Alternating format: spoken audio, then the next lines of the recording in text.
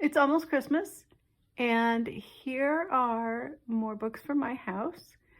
And of course, they all have the same title. And I think I have one more, and I couldn't find it this morning.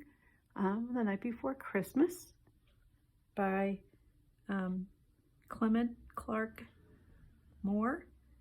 And I've also heard that maybe he really didn't write it, so I'm not sure. I have to check on that information, fact checked. We also have our own version here at the library. But like I said, these ones are from my house. So whether or not he wrote it, I am going to read my version that I got when I was a girl. We used to go talk to Santa in the department store. And one year I got this book, and I've had it ever since. The Night Before Christmas, Clement Seymour. And there's my name and my address, because that's what I used to do. And Whitman Publishing Company, which I'm sure is not around anymore. 'Twas the night before Christmas, when all through the house not a creature was stirring, not even a mouse. The stockings were hung by the chimney with care, in hopes that St. Nicholas soon would be there. The children were nestled all snug in their beds, with visions of sugar plums danced in their heads, and Mamma in her kerchief, and I in my cap, had just settled down for a long winter's nap. Why did they wear hats to bed? Maybe you could find out. Ask your mom or dad or whoever you live with. When out on the lawn there arose such a clatter, I sprang from my bed to see what was the matter. Away to the window I flew like a flash, tore open the shutter, and threw up the sash. You could also look and find out what a sash is. The moon on the breast of the new-fallen snow gave luster of midday to objects below, when what to my wondering eyes should appear but a miniature sleigh and a tiny reindeer. With a little old driver so lively and quick, I knew in a moment it must be St. Nick. More rapid than eagles his coursers they came, and he whistled and shouted and called them by name. Now Dasher, now Dancer, now Prancer and Vixen, on Comet, on Cupid, on Donner and Blitzen, to the top of the porch, to the top of the wall, dash away, all. I guess I should have done that in the first place.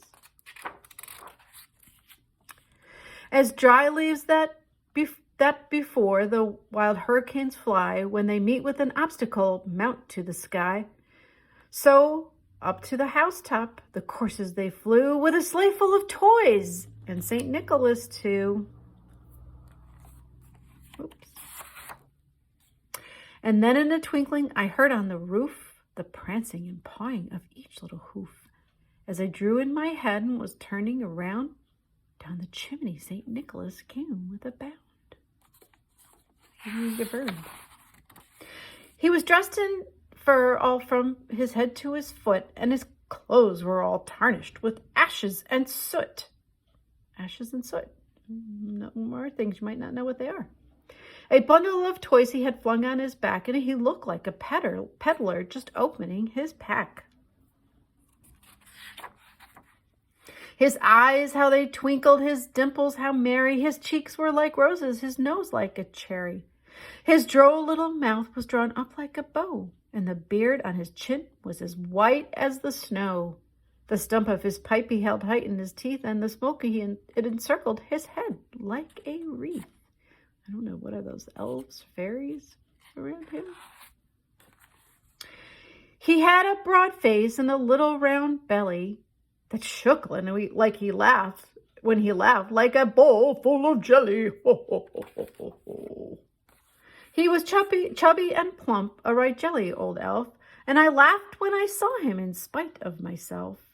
A wink of his eye and a twist of his head soon gave me to know I had nothing to dread. He spoke not a word, but went straight to his work, and he filled all the stockings, then turned with a jerk.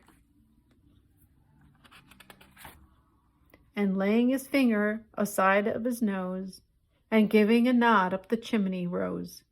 And he sprang to his sleigh, to his team gave a whistle, and away they all flew like the down of a thistle. Down with a thistle. More. What is that? But I heard him exclaim ere he drove out of sight, "Happy Christmas to all, and to all a good night."